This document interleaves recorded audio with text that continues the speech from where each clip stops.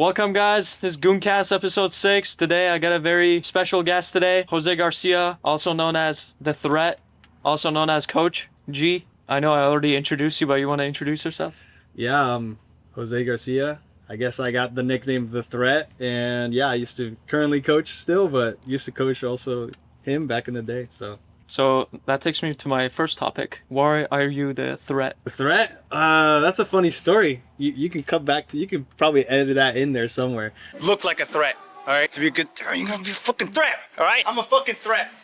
The clip of me talking about, I don't know, it's like something that was like, I saw somewhere where like some guy was like interviewing like pedophiles, and he was like, yeah, like some shit like, oh, he was interviewing pedophiles, and like he was like saying like, oh, like what's your MO, like why do you target the people that you target, like when you're looking for your victim, like what's the thing that you try to look for? And they say, oh, like if I look at the dad and the dad doesn't look like a threat, like I'm gonna go after that guy's kid. So I was like, you gotta be a threat. I was like, you gotta look like a threat. You gotta, lift some weights or be active. You can't be just like fat, like fat isn't threatening, but big is threatening, or just like walk with some presence at least. I mean, I took that tip into consideration. Like, I took your tip. My tip? Yeah, I tip. like We're tip take your yeah, tip taker. No, I took your tip. Okay. And this is how I took the tip. In Jacksonville, as you know, there's a lot of friends with a skin color darker than me, right? So I gotta be a threat. So what I did was I just wear like full red, and I have like the Uzi here. I walk around with that. Usually, like when I walk past people, they just like look at me. They're like, oh shit. They think Guys, I'm a fucking the like guys- one time the police came up to me like, yo, Motorcycle. you're being a threat. You got the bandana on too. I'm an active threat. Okay. Good. As you should. There you go. Now when you have kids, you'll be ready. I'm gonna be a threat to my wife. Yeah. That guy's a threat to As his you know, wife I got and the kids. wife beater. Yeah. I'm ready, I just studied. Be so threatening, you're a threat to your own wife and kids. I want to be a big threat. I want everybody to think. I want to be on some type of government list. Keep that guy. No flight zone. No flight list. Well, I think since you're a coach, I don't think that's a... You don't want to be a... Oh, yeah, Depends on the threat level. Yeah. Edit that out. I got, my co-host, Gavin. He's a little busy right now. He couldn't be here, unfortunately, but... Gavin Goons? Gavin Goons. He did send me a few questions that he had for you. Of course. So I'm going to start with his questions. Before we talk about the questions, I got to give some... So me and Gavin, we got the history, When I first started coaching, I actually first started with him and with Gavin and with some of the other guys. Like, I don't know if you ever mentioned them in your cast or like the videos or whatever, but Gavin was the first guy I ever coached to break the school record. Threat. Now I remember, because no one expected Gavin would be the next guy, because he just wasn't like super good yet, and then he just had like literally the most monster year of his life. Broke the school record. Insane feat. Became a threat. Gavin was estrogen maxing before I met him, and then I started training him up, got some good training in. Turlock Chad got his first girlfriend after that. I'll get to his questions. You have a cat, right? Right. You have multiple cats? 2 cats. Why do you love pussy so much?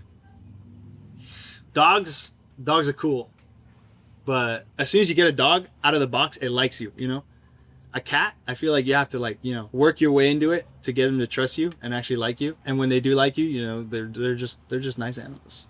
Would you not say a dog is a bigger threat than a cat? Oh, 100%. I mean, like, I'm still not saying you shouldn't have a dog. Like a dog, when it's time to be a threat, I don't want to carry around a little cat. What's threatening about a cat? But when you have a big ass dog, that's a fucking threat. That's a fucking guy walking around his big ass dog and holding his dog back like this, one hand, chain around the dog's neck. Like, you're gonna be like, damn, that guy. That's a threat. That's a threat right there. That's a threat, like territory. You don't even get near them. I want to walk on the other side of the street when I see a guy like that. Oh fuck! Like, I'm gonna go to the other side of the street. So that answers the first question. There was a few questions that I had to not ask, because I think you don't want to be associated with those kind of questions. Oh, lovely! Thank God. So we think of our guests, guys. Okay, so you have trained many people who are the most prominent gooners, and have you gooned with any of your trainees? No. No? No. Why not? I keep it professional. Strictly business? Strictly business. I like that. Yeah, I'm not gonna ask that other question. Oh, thank God. He did ask, do you have any advice on becoming a threat? We were just talking about this, but yeah. Let's say a guy that's not a threat. that is a victim. Jackson Hall. Jackson Hall, professional victim, right? He needs to become a threat. What's the steps to becoming a threat like you? Steps to becoming a threat. Well, luckily, I actually just recently took Jackson Hall under my wing, right? So he was running 90 miles a week, 80 miles a week, something like that. Estrogen maxing, soy boy maxing, just skinny, twig. Victim weight. And I said, bro, cut that crap off. Eat red meat, go outside, and lift weights. And now he's a threat. So step 1, eat red meat. Step 2, lift. That's it. Step 3, stop running. Yeah. That's good advice. I agree. Yeah, quit running. Running sucks. It's a terrible fucking sport. This question is coming from Brody. Oh, Brody. He said, when are you moving to Florida? Never.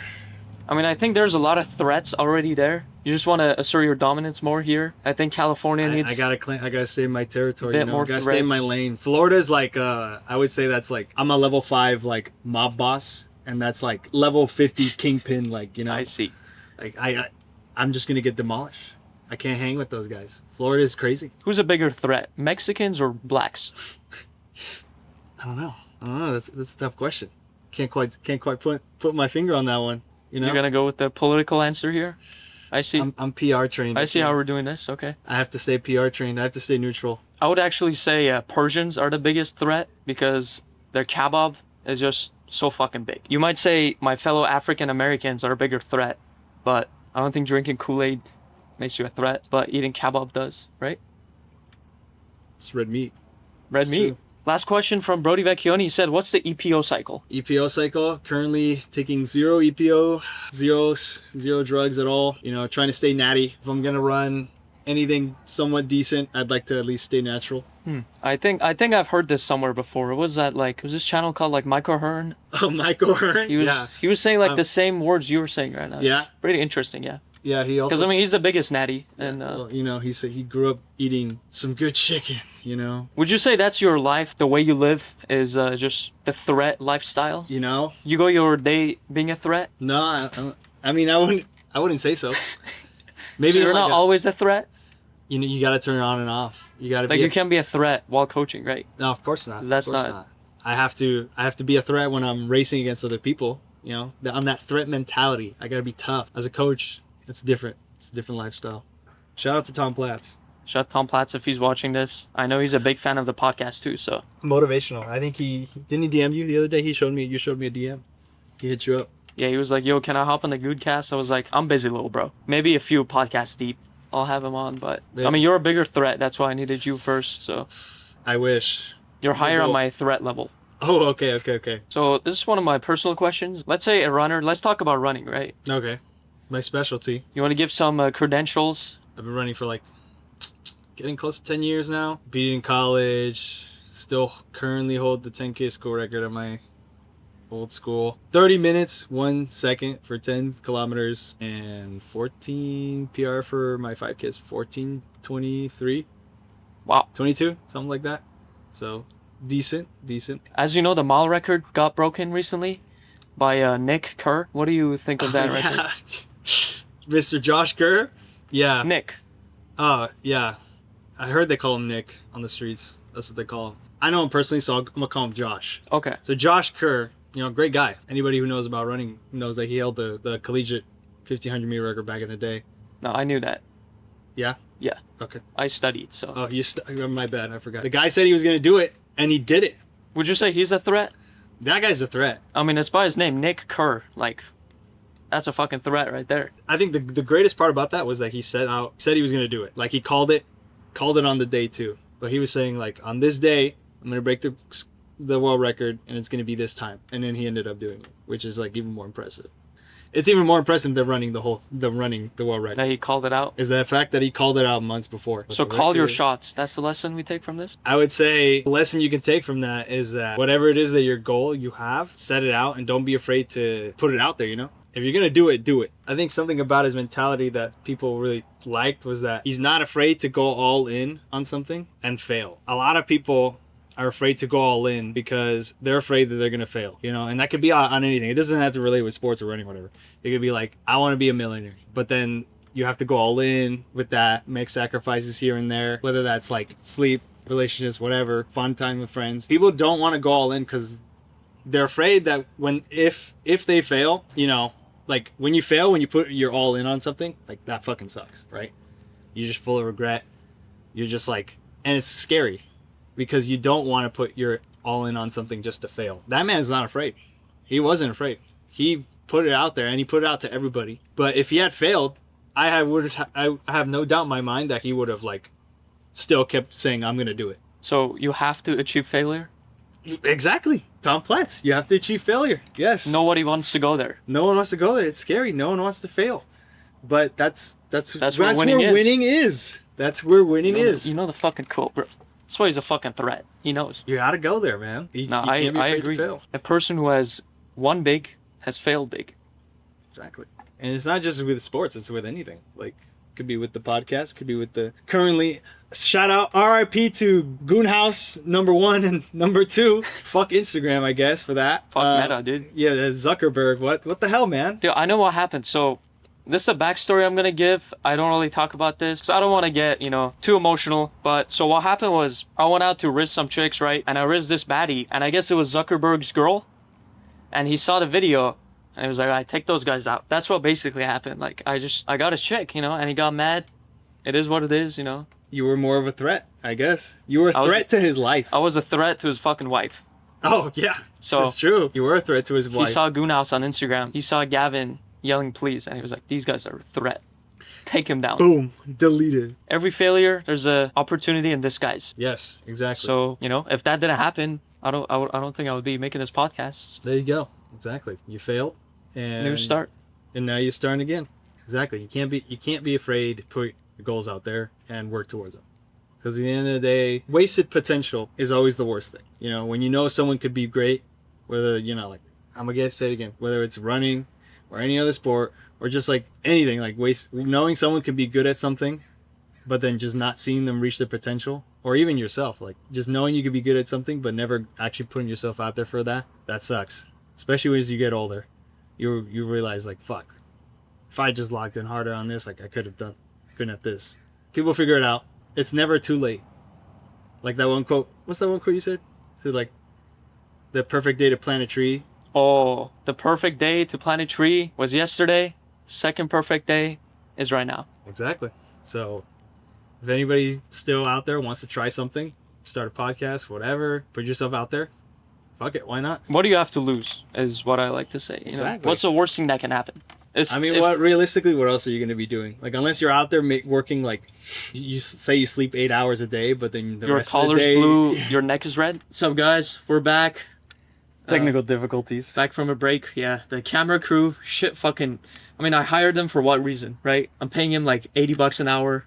Waste of fucking time. So free his job, honestly. Fire him. You don't need him. I got a really good topic. I feel like you're a really good... You know about this topic. Oh, wonderful. Goon Gym.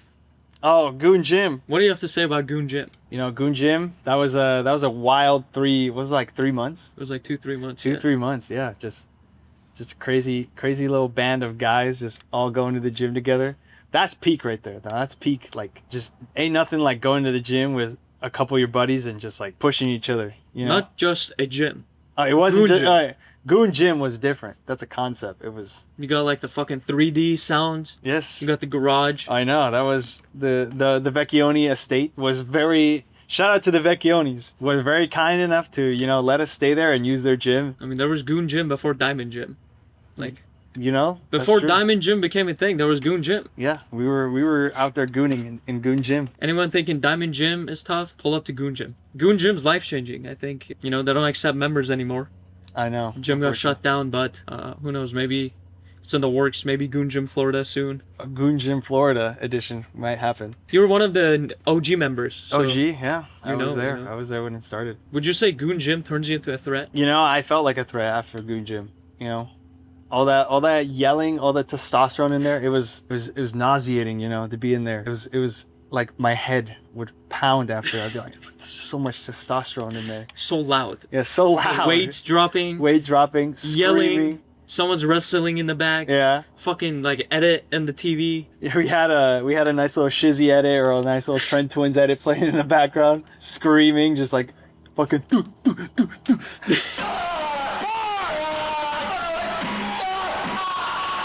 You can hear that shit like you're walking Yeah. outside, you just hear that shit. Like, what the fuck? I'm sure we were scaring the neighbors. They for sure thought we were all threats in there. I swear, like, if there's a study, scientists can somehow make a study comparing send someone to Goon Gym for 100 days, send someone to Planet for 100 days, check their test levels, feed them the same food, same training. The guy going to Goon Gym is going to be double the test of the other guy. Of course. Like, I agree. that's just a bro study that Bro science. Bro back science. too.